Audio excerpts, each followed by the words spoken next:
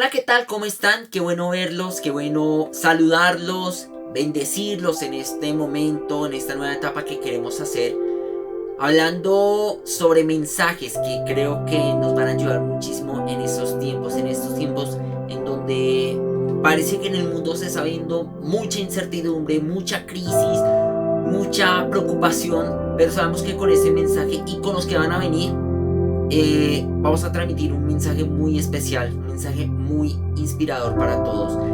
Y sabemos que a través de las redes sociales, ya sea Facebook, ya sea YouTube, ya sea Instagram, ya sea Twitter, ya sea todas las redes sociales, siempre vamos a transmitir algo muy especial y es un mensaje que siempre nos trae Dios en estos tiempos. Y qué bueno iniciar esta etapa y este mensaje hablando sobre un tema muy importante, hablando sobre la soberanía. Pero no es solamente la soberanía de los gobernantes, de los príncipes, del gobierno, la soberanía de un país. No es solamente eso, es la soberanía de Dios. Y sabemos que como hijos de Dios entendemos y aceptamos y creemos que Dios siempre es soberano y siempre lo será en la tierra. No hay nada que espase la soberanía de Dios en la tierra. Pero quiero iniciar hablando sobre la soberanía. Decidí investigar sobre este término de soberanía o soberano, porque también lo podemos asociar a ello. Pero ¿qué nos dice la Real Academia Española sobre soberanía? Dice: cualidad de soberano, poder político supremo que corresponde a un estado independiente, alteza o excelencia no superada en cualquier orden inmaterial. Si lo vemos ahora con Webster, que es un diccionario que muestra más exactamente la cronología y la articulación bíblica de Dios en la palabra, dice lo siguiente: soberano según Webster, supremo en poder, poseedor del dominio supremo, como soberano gobernante del universo, supremo, superior a todos los demás, jefe. Dios es el bien soberano de todos los que lo aman y le obedecen, supremamente eficaz, superior a todos los demás, predominante, eficaz como remedio soberano, supremo, perteneciente al primer magistrado de una nación como autoridad soberana.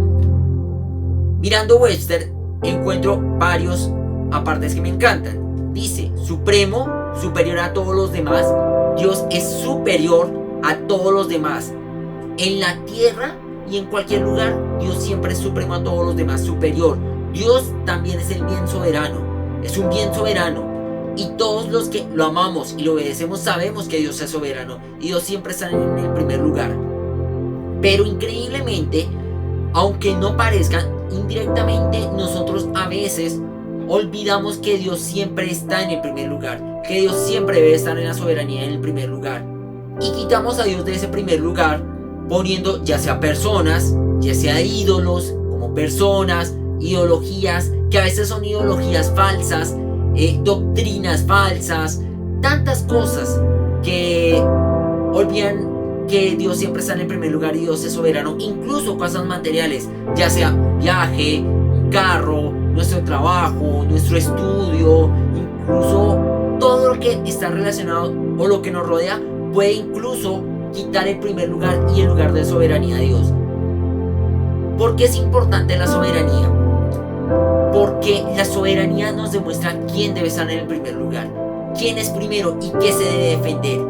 Y sabemos, como cristianos, que lo que se debe permanecer en el primer lugar y defender es el lugar de Dios, porque Dios siempre debe estar en el primer lugar, en nuestra vida, en el mundo, en todo lo que esté relacionado, siempre Dios debe estar en el primer lugar. Pero, ¿qué significa que Dios es soberano? Bueno, significa que Dios siempre está por encima de cualquier cosa, por encima de cualquier persona, por encima de cualquier gobernante, por encima de todo, siempre está Dios. Y Dios siempre es soberano.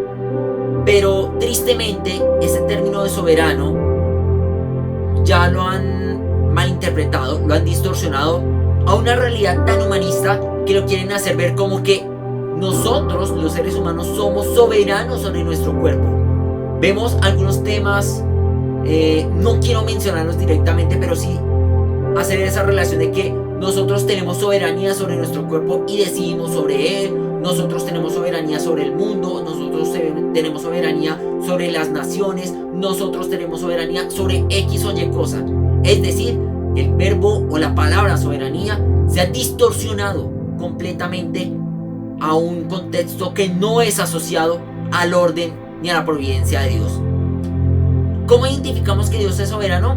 Bueno, identificamos eso teniendo en cuenta que Dios siempre debe estar en el primer lugar en nuestra vida, entendiéndolo ahí y no cambiándolo por nada. En segundo lugar, entendiendo que la soberanía de Dios siempre va a estar en la tierra, en todas las naciones, en todo el universo. Y Dios siempre va a estar su palabra soberana, y esa palabra soberana es la última palabra. No hay ni una palabra, no hay ni una que sobrepase la soberanía de Dios. Yo quiero dejarles una pregunta, y lo hacía con un compañero de trabajo hace unos días. Me decía lo siguiente: ¿tu vida cómo experimenta la soberanía de Dios? Yo me quedé pensando en ello, y yo decía, ¿cómo identifico o cómo experimento la soberanía de Dios en mi vida? Teniendo en cuenta que siempre, en todo lo que hago, siempre en el primer lugar va a estar Dios. Siempre en el primer lugar de nuestra vida va a estar Dios. Que no puede haber nada, ni nadie, ni reinos, ni principados, ni personas, ni cosas materiales que quiten ese primer lugar a Dios. Porque Dios siempre es soberano, y en el primer lugar de la soberanía debe estar Dios. Y entendiendo en eso y haciéndome esas preguntas, yo, viendo la situación como está el mundo, como en un momento que está en tanto caos, en tanta confusión por todo lo que está pasando del COVID-19, yo me hacía una pregunta. Me hacía esa pregunta al sentido de decir, ¿por qué la gente está quitando ese primer lugar de Dios? ¿Por qué la gente está quitando los principios de Dios para asociarlos con el mundo y distorsionarlos para que el mundo lo pongan a la medida de ellos y no como es a la medida de Dios? Y yo me hacía esa pregunta: ¿qué pensarían si un día la soberanía de Dios es negociada? ¿Qué pensarían si eso pasara? Yo me sentiría triste. Me sentiría triste porque realmente diría yo, le fallé a Dios. Le fallé a Dios. No defendí la soberanía de Dios. No defendí su soberanía. No defendí su lugar. No defendí el lugar que debe tener en el mundo, que es el primer lugar. No defendí su providencia. No defendí nada. Yo me sentiría triste. Yo creo que muchos también se sentirán tristes. Pero ¿será lo mismo en todo el mundo? ¿Será generalizado? Tristemente creo que no. Tristemente creo que muchos se alegrarán porque se negoció la soberanía por el oro, por la plata, por los títulos, por el poder, por tantas cosas. Y eso se vendió. Qué triste, ¿no? Qué triste. Y eso me asocia que esa bendición y esa soberanía de Dios, nosotros tristemente la estamos vendiendo actualmente por ya sea un plato de lentejas, ya sea por el oro, por la plata, por el poder, por tantas cosas que a veces queremos y que a veces nuestro corazón es engañoso, y ese deseo engañoso vende la soberanía de Dios a todas las cosas que pasan en el mundo. Qué tremendo, ¿no? Y esa historia sobre vender la bendición de Dios está en muchas partes de la Biblia, pero quiero asociarla con un punto claro, y lo dice en Génesis 25:27. Esaú vendió su primogenitura. Y crecieron los niños, y Esaú fue diestro en la casa, hombre del campo, pero Jacob era varón quieto, que habitaba en tiendas. Llamó Isaac a Esaú, porque comía de su casa, mas Rebeca amaba a Jacob. Y guisó Jacob un potaje, y volviendo Esaú del campo cansado, dijo a Jacob, este punto es importante en el versículo 30, te ruego que me des de comer de ese guiso rojo, pues estoy muy cansado. Por tanto fue llamado su nombre Edom. Y Jacob respondió, véndeme en este día tu primogenitura. Entonces dijo Esaú, he aquí, yo me voy a morir, ¿para qué pues me servirá la primogenitura? Y dijo Jacob, júramelo en este día. Y él le juró, y vendió a Jacob su primogenitura. Qué increíble, ¿no? Y en el versículo 34, entonces Jacob dio a Esaú pan y del guisado de las lentejas, y él comió y bebió, se levantó y se fue. Así menospreció a Esaú la primogenitura. ¡Qué increíble! Esaú vendió a Jacob la primogenitura, vendió la bendición, vendió la soberanía de Dios por un plato de lentejas. Y si vamos un poco más atrás, en Génesis, en ese mismo libro, En la historia de Adán y Eva, ellos vendieron la soberanía de Dios. Ellos vendieron el amor de Dios. Ellos vendieron el amor de Dios que le tenían a Adán y a Eva. Lo vendieron. ¿Por qué? Por una manzana. Por una manzana que traía el conocimiento. Por esa manzana que trajo el engaño y trajo todo lo que dejó la desgracia para Adán y Eva. Ellos le creyeron más a una serpiente llena del mal, con el conocimiento del mal. Ahí ellos le creyeron más que lo que decía Dios, que la palabra de Dios es el último lugar, es la última palabra, y ellos la vendieron por una manzana. O por ejemplo el caso de Judas, cuando vendió a Jesús nuestro Salvador. Judas vendió eso, vendió la soberanía de Dios, vendió la soberanía de Jesús, vendió todo, vendió esa bendición. ¿Por qué? Por 30 monedas de plata. Por 30 monedas de plata. Vendió todo por 30 monedas de plata. Y hago esa pregunta en este punto. ¿De qué les sirvió a los tres vender esa soberanía, ya sea por un plato de lentejas, por la manzana del conocimiento o por 30 monedas de plata? Para nada. Para nada. No les sirvió para nada. Porque eso significó eso, para nada. Y debemos entender que si nosotros vendemos la soberanía de Dios, ya sea por todos los poderes o por todo lo que esté ofreciendo en este mundo, no nos va a servir para nada. No nos va a servir para absolutamente nada. Claro, lo disfrutaremos al primer momento. Lo disfrutaremos, oh, tengo todo, tengo el poder, tengo todo. Pero al final sabemos que no sirve para nada. Porque si no tenemos a Dios como soberano, no nos va a servir de nada. No nos va a servir para nada. Y ahí entramos a nuevos momentos de desesperación, como Adán y Eva que fueron sacados del jardín del Edén, como Esaú que perdió la primogenitura y desde ahí decidió perseguir a Jacob, y como Judas que murió por traicionar a Jesús. ¡Qué increíble! A mí me dolería donde pasara eso, donde negociara la soberanía de Dios. ¡Qué tremendo!, ¿no? Y yo decía en ese punto, ¿qué debo hacer? ¿Qué debo hacer para entender que la soberanía de Dios debe estar ahí y no debo venderla, ni los principios ni la soberanía de Dios por nada? Primero, entendiendo que Dios siempre es soberano y teniéndolo siempre en primer lugar. Segundo, que no puede haber nada, ni en la tierra, ni en ningún lugar, ni en los cielos, nada más allá de Dios que pase la soberanía de Él. No hay nada que pase la soberanía de Dios. No hay nada que pase su soberanía. Y es claro, Dios es soberano ayer, hoy y siempre. Varios versículos que nos dice la Biblia sobre ello. Isaías 9:7: se extenderán su soberanía y su paz y no tendrán fin. Gobernará sobre el trono de David y sobre su reino, para establecerlo y sostenerlo con justicia y rectitud desde ahora y para siempre. Esto lo llevará a cabo el celo del Señor Todopoderoso. La soberanía y la paz de Dios se va a extender sobre toda la tierra. Y aunque creamos que en este tiempo es difícil, Dios siempre va a extender la soberanía y la paz, y la va a extender sobre la tierra trayendo su paz, y no va a tener fin.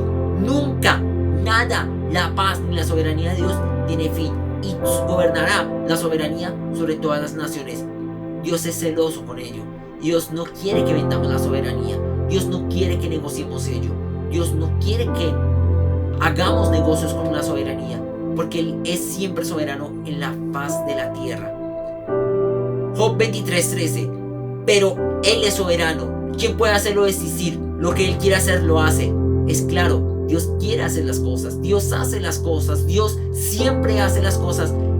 Nadie puede hacer desistir a Dios. Nadie puede desistir de su plan divino, de su plan maravilloso. Nadie puede hacer desistir. No ha pasado en la providencia, en la historia providencial, nada que haga desistir lo que Dios ha hecho. Y Dios siempre va a hacer entender que la providencia de Dios siempre va a estar en toda la tierra. Dios siempre va a ser soberano en la tierra, y su historia providencial va a seguirse escribiendo, y nada puede hacer desistir de la soberanía de Dios. Salmos 8:9: oh Señor soberano nuestro, qué imponente es tu nombre en toda la tierra.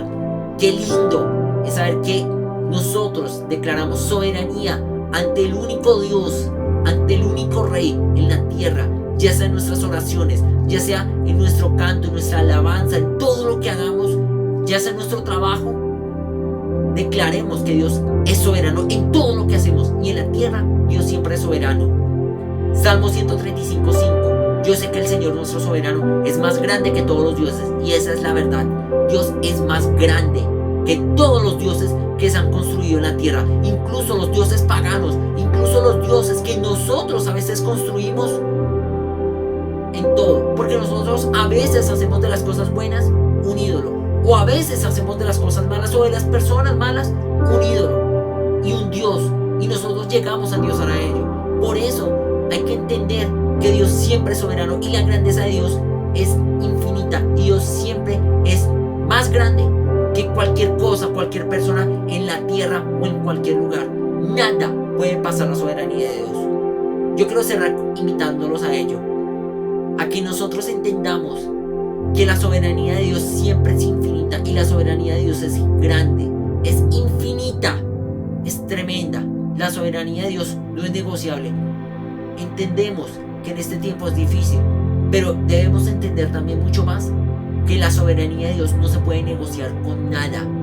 Nada ni nadie debe negociar la soberanía de Dios. No podemos negociar la soberanía de Dios. No podemos negociar los principios que Dios nos ha dado. No podemos negociar nuestros principios con Dios por un plato de lentejas, por 30 monedas de plata, por la manzana del conocimiento, por todo el oro, por toda la plata del mundo, por todo el poder. No podemos negociar nada. Nada se debe negociar por la soberanía de Dios. Nada se debe negociar. La soberanía de Dios no es negociable. No es negociable. Y nosotros debemos aprender a no negociar la soberanía de Dios. Nosotros no debemos negociar la soberanía de Dios. Quiero invitaros a ello, a que la soberanía de Dios siempre se debe mantener en toda la tierra, en todas las naciones, en todas las visiones, en todo. Y debemos entender que la soberanía de Dios no es negociable. Yo no negociaré mi soberanía, y yo no la negocio. Tú vas a seguir haciendo todo el proceso. ¿No vas a negociar la soberanía? ¿O vas a ser como aquellas personas que venden la soberanía por un plato de lentejas? Yo no la negocio ni por un plato de lentejas. Yo me mantengo en firme comunión con Dios. Y la soberanía es eso: mantenernos en comunión, mantenernos en línea con Dios y estar ahí siempre con Dios. Qué lindo ello. Por eso la invitación es ello, a que de rodillas, orando, cantando, alabando, orando en lenguas, en todo, siempre entendamos que la soberanía de Dios siempre está con nosotros. Y ahí, cuando vemos eso, cuando hacemos esos actos de humillarnos ante Dios, entendemos que Dios siempre es soberano en la tierra, siempre es soberano sobre nosotros. Quiero agradecerles por permitirme estar en este video, por permitirme compartir estos minutos con ustedes, invitarlos a que sigan mis redes sociales, y en las redes sociales que están ahí en su pantalla puedan sugerir qué temas podemos hablar cada semana en este conversatorio y en esta charla.